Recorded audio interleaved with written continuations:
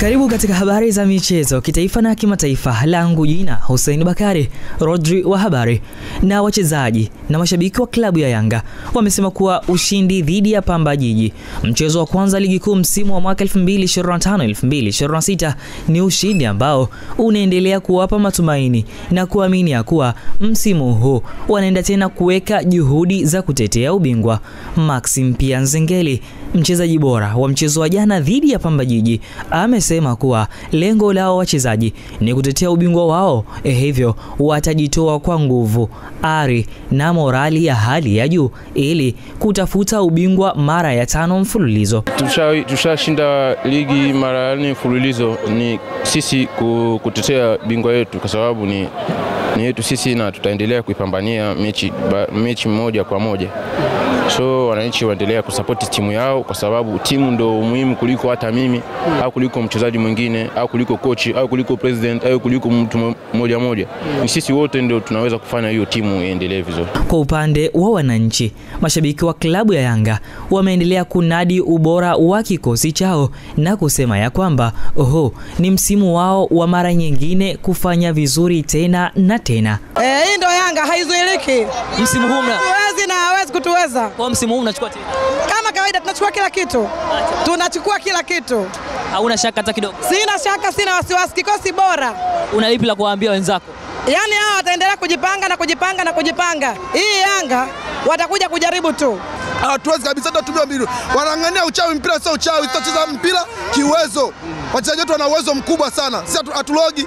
Timu ya wananchi Dar es Salaam Young African ndio mabingwa watetezi wa ligi kuu ya NBC kwa misimu 4 mfululizo, na wamefungua pazia la msimu mpya ligi kuu 2025-2026 kwa kucheza dhidi ya Pamba Jiji jana Jumatano Septemba 24, mchezo ambao Yanga imeshinda goli 3-0. Swali ni je, Dar es Salaam Young African itafanikiwa kutwaa ubingwa kwa mara ya 5 mfululizo? Na timu ya taifa ya Tanzania ya cricket jana tarehe 24 Septemba 2025 iliibuka na ushindi wa kishindo wa wicket 6 dhidi ya timu ya taifa ya Kenya katika mchezo wao wa pili wa kirafiki kuelekea mashindano ya kuwania kufuzu kombe la dunia mchezo wa cricket.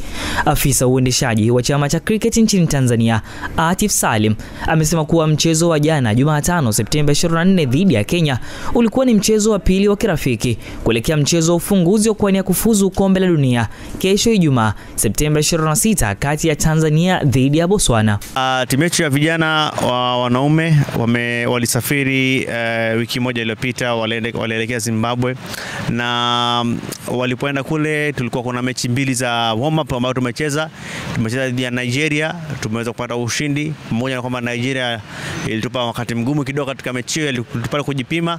Na jana tumecheza na timu ya Kenya ambao wenye kundi lingine. Mechi hiyo tumeweza kushinda vizuri.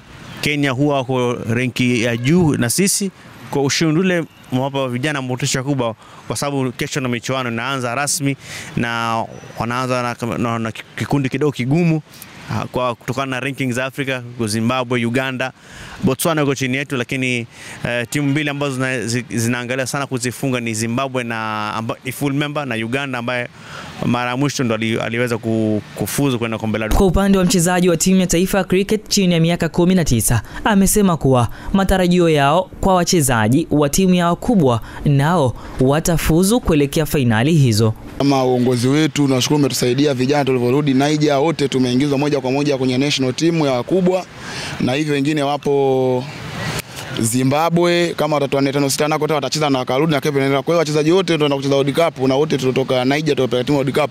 Kwa wachezaji wote hatujaachwa nyuma, na wote bado tupo mbele na 19 na tunafanya mazoezi na tunacheza na national team. Kwa hiyo ni tupo vizuri. Tumalizie kwa kuangazia habari za michezo kimataifa. Tunaanzia pale London. Mlinzi wa Arsenal William Saliba ameweka uhitaji wake wa klabu hiyo kwa kukubali kusaini mkataba mpya wa miaka 5 ambao utamfanya endelee kuvaa jezi ya washika mitutu wa jiji la London. Saliba ambaye kwa sasa ana umri wa miaka 24 amekuwa mhimili wa safu ya ulinzi ya Arsenal tangu alipowasili mwaka 2019 akitokea Saint Etienne, na uchezaji wake wa kuvutia umeimarisha hadhi yake kama mmoja wa walinzi bora katika ligi kuu ya England, na sasa atakuwa miongoni mwa wachezaji wanaolipwa mshahara mkubwa klabuni hapo. Awali Saliba alikuwa amebakiza miaka miwili kwenye mkataba wake wa kwanza. Real Madrid ikaonyesha nia ya kuhitaji huduma yake, lakini kutokana na mchango wake mkubwa na umuhimu wake kwenye kikosi cha Mikel Arteta, Arsenal haikusita kumwekea mezani kandarasi mpya yenye masharti bora zaidi. Mbali na Saliba, mlinzi mwenzake Gabriel Magalhaes naye ameongeza mkataba wake ambao utamweka Emirates hadi mwaka 2029. Tumalizia kwa kumtazama mchezaji namba 1 kwa ubora duniani mchezo wa tennis, Carlos Alcaraz ameendelea na safari yake ya Japan Open licha ya kuumia kifundo cha mguu kwenye mchezo wa kwanza mjini Tokyo dhidi ya Sebastian Baez. Jeraha hilo lililotokea wakati seti ikiwa ni 2-2, na baada ya kupatiwa huduma ya haraka na kufungwa bandeji nzito, Carlos Alcaraz aliamua kuendelea uwanjani. Dakika kadhaa mvua ikanyesha na mchezo kusimama kwa muda. Wakati mchezo uliporejea, Mhispania huyo alitawala hadi kushinda seti ya kwanza kwa 6-4. Katika seti ya pili, Carlos Alcaraz alionyesha uimara wake licha ya maumivu makali, akimaliza kwa ushindi wa seti 6-2 na kutinga raundi ya pili ya mashindano. Kwa sasa anasubiri kupimwa zaidi ili kubaini ukubwa wa jeraha lake la mguu wa kushoto. Mchezaji huyo raia wa Hispania anatarajiwa kuvaana na mshindi kati ya Alejandro Tabilo wa Chile au Zizou Beggs wa Ubelgiji. Ripoti za michezo kitaifa na kimataifa. Mimi ni Hussein Bakari, Rodri wa habari, mwenye utajiri wa habari wa EA TV.